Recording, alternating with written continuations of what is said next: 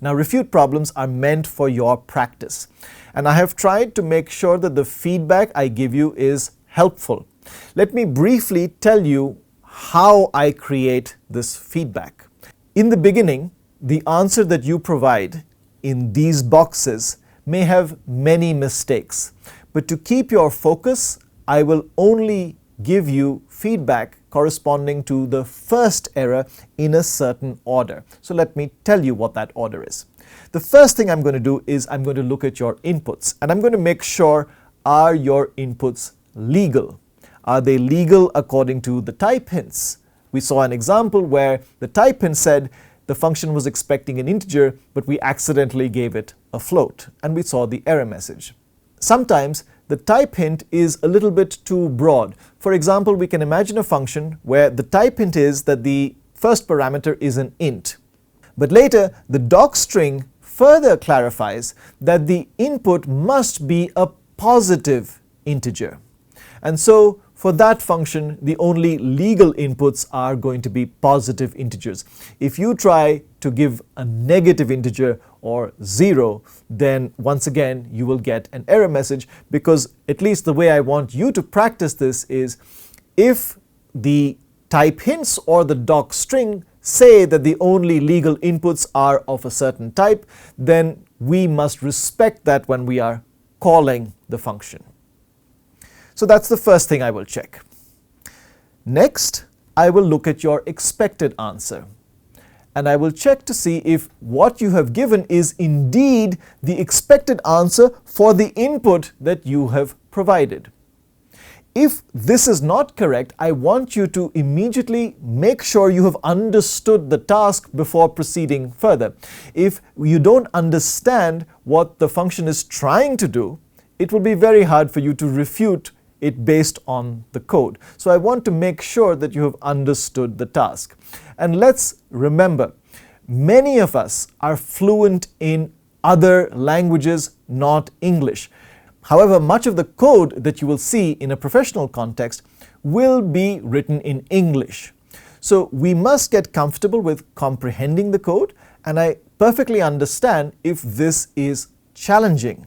For many of us, this is a significant challenge. So one way we can practice this is through refute problems, because this part of the answer is making sure we have understood what the function is supposed to do. It's making sure we have understood that complex English description. And then I'm going to take a look at your return value. Once again, if you have got this incorrect, this could have been because you didn't mentally trace the value correctly. You are welcome to go to a tool like Python Tutor and use it to figure out what the return value actually is. But I do want you to try and develop your own mental ability to trace code. Why is that? Because we can't keep rushing to these tools while we are coding.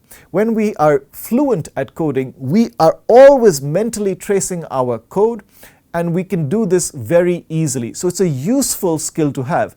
I totally understand that a computer can trace code much more accurately than us. So for example, the way many of us use calculators to do tedious calculations, you might feel that why should I mentally trace code? I promise you that you will be a more effective programmer if you can trace at least simple snippets of code. And in refute problems, we will only see fairly simple snippets of code. The fourth and final step is I will go back now to your inputs, and I will confirm if that input really is a counterexample. In case it is not, the only advice I can give you is to examine the input space more carefully. Perhaps there's a corner case input that you're forgetting about. Or, the second piece of advice, take a look at the code. Remember, I've promised you it's buggy, so perhaps there is something in this code that is a little bit odd, and that might give you a clue to try a certain input. Now, of course, you could immediately try to debug the code, but that is not the point. Our goal is to first develop this ability to prove that this code, even though it looks correct, is actually not correct. And that is the whole purpose of refute problems. So I'd like you to go ahead and try one of these problems. This function is called numDays, and it's supposed to count how many days there are in a given month. Of course, you know the answer is usually 30 or 31, but then there's this exception for February, which is either 28 or 29, depending on if it's a leap year or not. So this function takes two arguments. There's a parameter month, which tells us which month it is, and isLeap, which is a Boolean. Is it a leap year or not? And this function is supposed to return an integer. How many days does this month have? Once again, the way I have set this up on CodeCheck, it will warn you if you try to give illegal values. So isLeap, for example, is a Boolean. Don't try and say a string yes. A Boolean can only be either true or false. So try this out, please.